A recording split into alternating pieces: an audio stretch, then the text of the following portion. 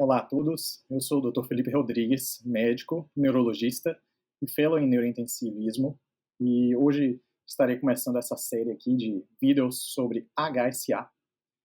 O primeiro vídeo é um vídeo mais curto sobre a visão geral da hemorragia subaracnoide aneurismática, e ao longo dessa aula falaremos o básico assim, sobre as essenciais, o que é o conhecimento essencial da HSA, para continuar essa série a respeito de outros conhecimentos mais aprofundados. Então, o guia dessa aula, justamente, vamos falar sobre uma introdução breve à epidemiologia, etiologias por localização, apresentação clínica e diagnóstico inicial, assim como escalas de gravidade. A introdução à HSA é uma emergência neurológica crítica, é uma emergência que o paciente terá que ser encaminhado para um centro compreensivo de cuidado o mais rápido possível e é causado principalmente pela ruptura de um aneurisma intracraniano. Representa 5 a 10% dos AVCs e tem uma alta mortalidade e morbidade. Reconhecimento rápido e tratamento imediato são fundamentais para que o paciente seja manejado da forma adequada e tenha o melhor desfecho possível, evitando assim risco de ressangramento, assim como outras complicações que falaremos ao longo dessa série. Um pouco sobre a epidemiologia e fatores de risco. Então, os principais fatores de risco conhecidos atualmente são a história familiar, tabagismo, hipertensão arterial, álcool, cocaína, anfetaminas, entre outras substâncias que podem mimetizar esse efeito simpatomimético, assim como algumas doenças genéticas. História familiar representa um risco de 3 a 5 vezes se você tem um parente de primeiro grau, se o paciente tem um parente de primeiro grau. Tabagismo, o risco aumenta em 2 a 3 vezes. E dentre as doenças genéticas, existem as doenças policísticas renais autossômico dominantes, assim como Ehlers-Danlos, Marfan e outras síndromes que podemos também, caso alguém tenha interesse, comenta aí embaixo e podemos destrinchar mais a respeito disso. Incidência de 6 a 10 casos por ano, por 100 mil pessoas por ano, e é uma mortalidade inicial alta, como eu falei no primeiro slide. 25% dos pacientes, felizmente, evolui para mortalidade nas primeiras 24 horas, enquanto 50% nos primeiros 30 dias os pacientes vão a óbito. Dividir aqui as etiologias por localização.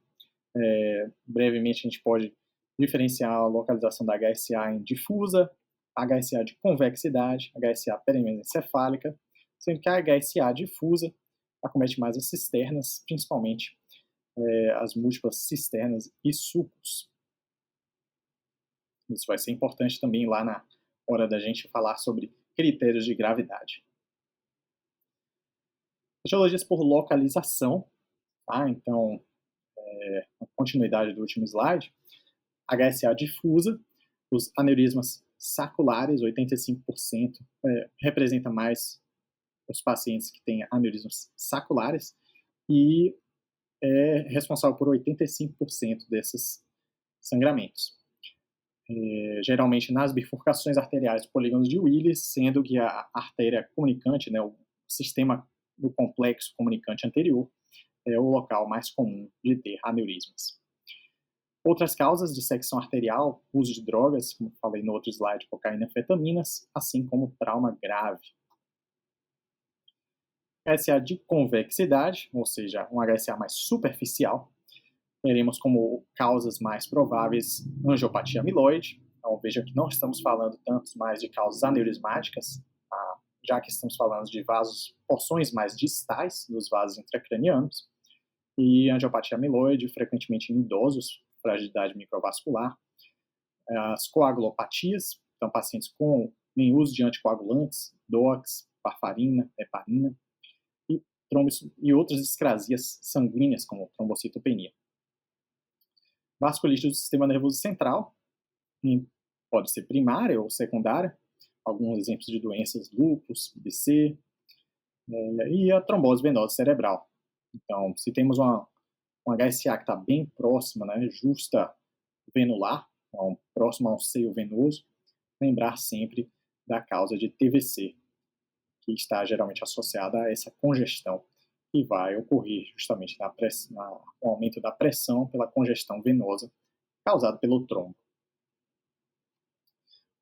A outra localização possível, né, não é a mais comum, mas representa aí 10% das causas de HSA e é a HSA perimesencefálica. Então, é tida como um sangramento venoso, benigno e de bom prognóstico.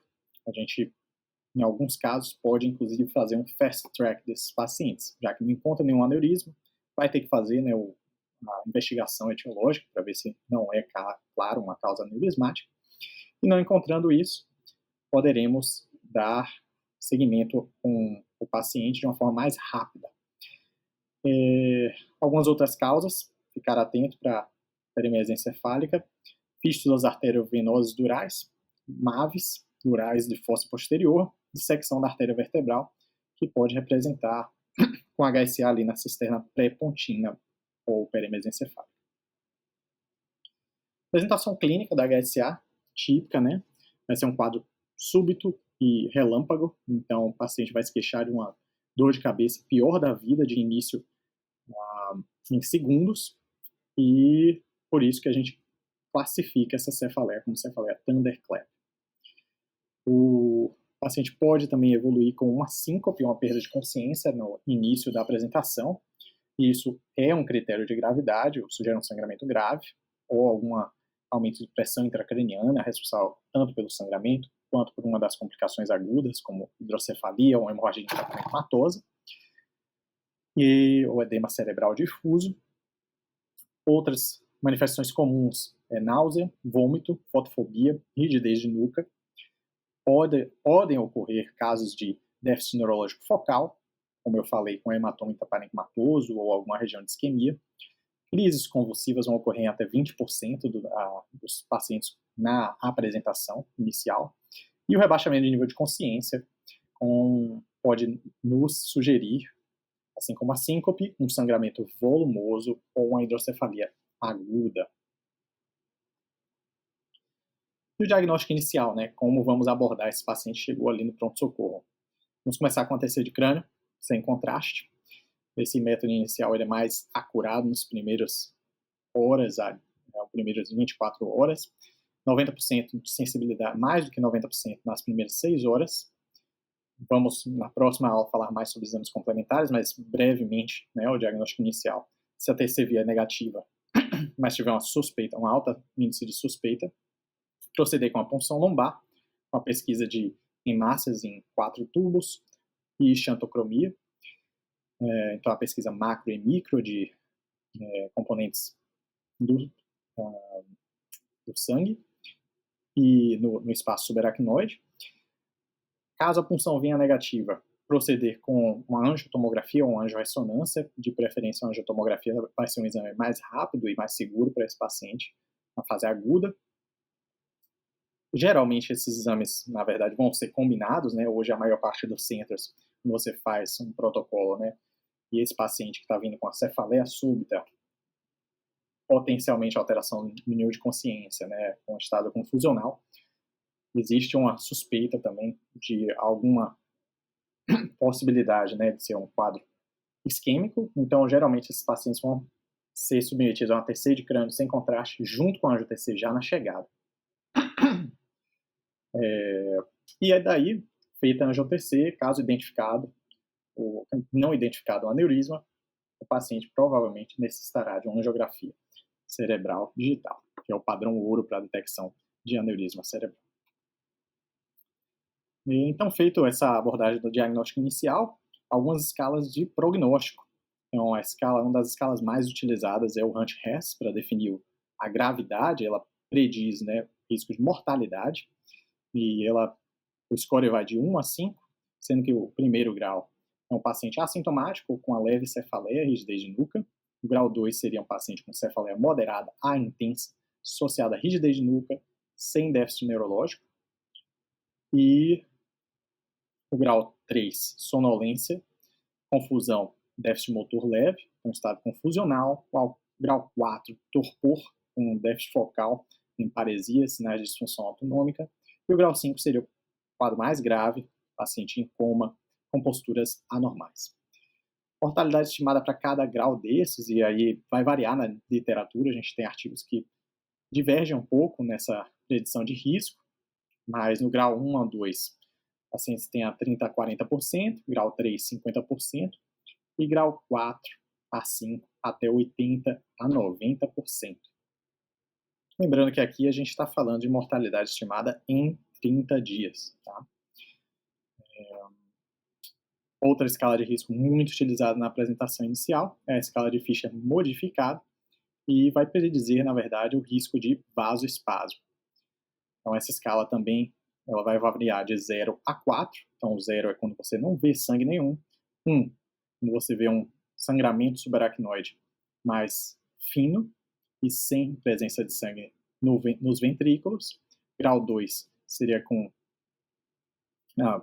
sangramento subaracnoide também fino, porém com sangue dentro do sistema ventricular, a hemorragia intraventricular. Grau 3, sangramento difuso e espesso, sendo que espesso aqui é acima de 10 milímetros de espessura, e também existe uma classificação com base na presença, localização, né, do sangramento. Então, quantos sulcos e quantas cisternas esse sangramento ocupa. Então, se ele ocupa uma ou mais cisternas do sistema subaracnoide, também é considerado um sangramento espesso. E grau 4 seria a presença de um sangramento espesso com também invasão do sistema ventricular. A predição, né, do risco de vasoespasmo é estimado de 0 a 4, isso vai variar de uma probabilidade nula, a evolução de vasoespasmo, com uma probabilidade de 40% no grau 4 da ocorrência de vasoespasmo. Então, o take-home message desta aula é que a aneurisma é a principal causa de HSA espontânea, então sempre pensar na ruptura de aneurisma saccular quando você pega um paciente com sangramento difuso ou nas cisternas da base. E lembrar que cefaleia thunderclap exige investigação adicional, tá? Esse não é um paciente que pode ser encaminhado para casa, exige internação, exige observação em leito intensivo e investigação extensa para potencial causa aneurismática, assim como as causas secundárias que eu mencionei naquele slide anterior. Na gravidade inicial define o prognóstico, então usar escalas vai guiar a terapêutica, assim como o grau de vigilância e quão intensivo tem que ser o monitoramento desse paciente. Então, Fisher, Hunt-Hess, a WFNS, uma outra escala também vai depender do centro onde o cuidado intensivo está sendo praticado, mas é muito importante para a estratificação de risco desses pacientes, e lembrar como no AVC isquêmico que tempo é cérebro e também é vaso. Então, às 24, 72 horas, é muito importante ter um monitoramento intensivo, porque o ressangramento pode ocorrer, uma coisa que a gente vai falar nas próximas aulas, e o que previne isso é um tratamento mais precoce possível do aneurisma. Internação em UTI, de preferência UTI neurológica, é essencial para esses pacientes. Então, se tiverem perguntas, comentários, entrem em contato. E lembrando que esse conteúdo é adaptado para fins educacionais e inspirado em práticas clínicas e também guidelines. Não tomem isso como uma recomendação médica. Se você tem algum desses sintomas ou algum dessas preocupações em relação a alguma dessas, uma doença aneurismática, uma doença subaracnoidea, uma doença neurológica, por favor, procure um médico. Okay? Então, ficamos por aqui e nos vemos no próximo vídeo. Obrigado por assistir essa aula.